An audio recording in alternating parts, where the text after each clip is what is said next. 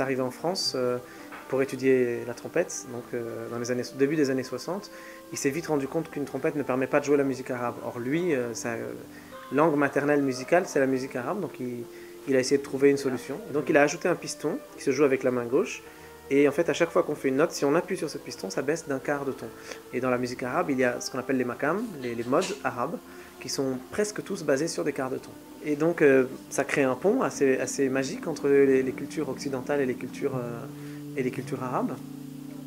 Et orientales aussi d'ailleurs, parce que même dans les musiques indiennes, les ragas sont basés sur des microtons aussi. Donc, voilà. Mais surtout, c'est le seul instrument arabe existant aujourd'hui qui permet de jouer tous les makams dans toutes les tonalités. C'est-à-dire c'est l'instrument arabe quasiment le plus complet, alors qu'il a été inventé seulement il y a 50 ans par mon père. J'ai fait de la trompette pendant des années et des années sans aimer ça. J'aimais pas trop la trompette quand j'étais petit. J'en ai fait parce que mon père m'a donné des cours et que du coup ça me permettait d'être à côté de lui. J'aimais pas, il jouait fort, ça me faisait mal aux oreilles. Je trouvais que le répertoire, c'était pas trop la musique que j'écoutais. Moi quand j'étais petit, j'écoutais de la pop, j'écoutais du hip-hop ou de la chanson, mais quand j'entendais la trompette, ça me faisait mal aux oreilles. J'aimais pas tellement ça. Et après toutes mes années d'études, de concours, seulement à ce moment-là, j'étais à 2 doigts de repartir dans des études d'architecture. Et j'ai rencontré des gens. J'ai rencontré notamment une chanteuse qui s'appelait Lassa de Sela, qui était une chanteuse pareil métissée, américano-mexico, bref, voilà, qui m'a appris, ou Vincent Segal aussi, un musicien français, un violoncelliste. C'est plein de gens comme ça qui m'ont appris à voir mon instrument autrement et à ne pas avoir honte de jouer la trompette comme moi j'aimais le faire quand j'étais petit et que je me cachais, c'est-à-dire en jouant presque pas fort avec un son très très feutré.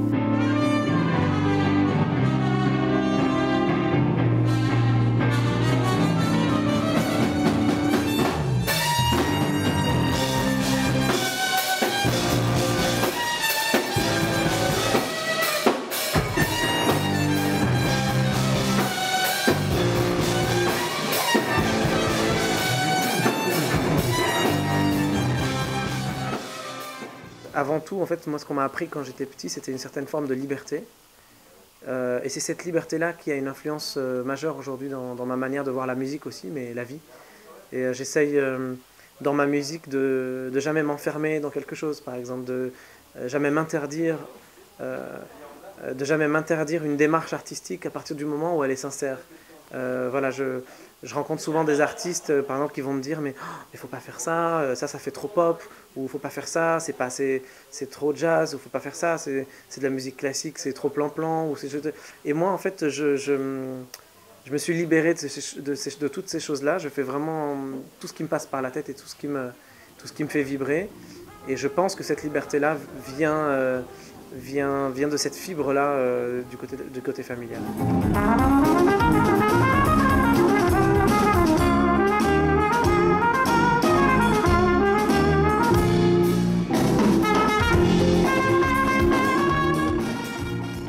À Paris, à New York, dans les villes où j'aime passer du temps aussi, il y a énormément de musiciens chinois aussi, et notamment Guogan par exemple qui a déjà joué dans un de mes albums. Dans l'improvisation, dans la manière d'improviser dans la musique chinoise, il y a des choses qui ressemblent beaucoup au mode d'improvisation dans la musique arabe, notamment le respect des silences. Il y a quelque chose qu'on appelle la haflé dans la musique arabe, qui est une manière de tourner la fin des phrases qu'on improvise. Et c'est quand j'écoute des improvisations de Guogan ou d'autres musiciens, je reconnais exactement les mêmes haflés. Ça, ce sont des traditions millénaires et qui sont très communes. J'essayais de parler avec les taxis, je me disais comme ça, le taxi c'est anonyme. Si je me plante vraiment, si je suis ridicule, c'est pas grave parce qu'il me verra plus jamais, je le verrai plus jamais. Alors j'essayais avec les taxis et je me rendais compte qu'en fait, on comprenait pas trop ce que je disais.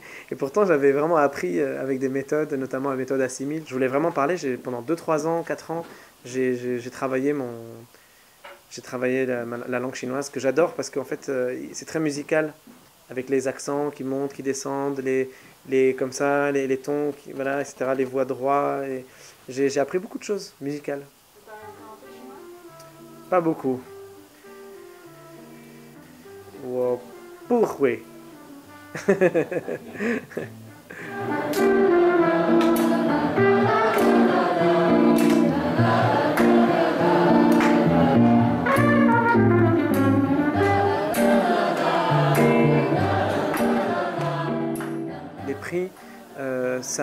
je pense, la plupart du temps, récompense autre chose que la musique. Quand il s'agissait des concours internationaux de musique classique, c'était tout sauf de la musique, c'était de la performance. C'était du sport, si vous voulez. Et en réalité, à chaque fois que j'ai essayé de m'exprimer à ma manière, les quelques fois où j'ai pris des risques pour m'exprimer à ma manière, la plupart du temps, on me sanctionnait. Et la plupart du temps, il fallait obéir à une règle, et c'était ça. Voilà. Donc, c'était pas de la musique, c'était du sport.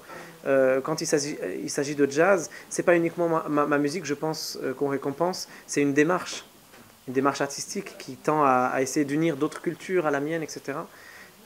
Et en effet, je pense que le prix que l'UNESCO m'a décerné, et d'ailleurs a décerné à presque une vingtaine de personnes à ce moment-là, c'était une démarche je pense qu'on récompensait avant tout, une manière de dire, voilà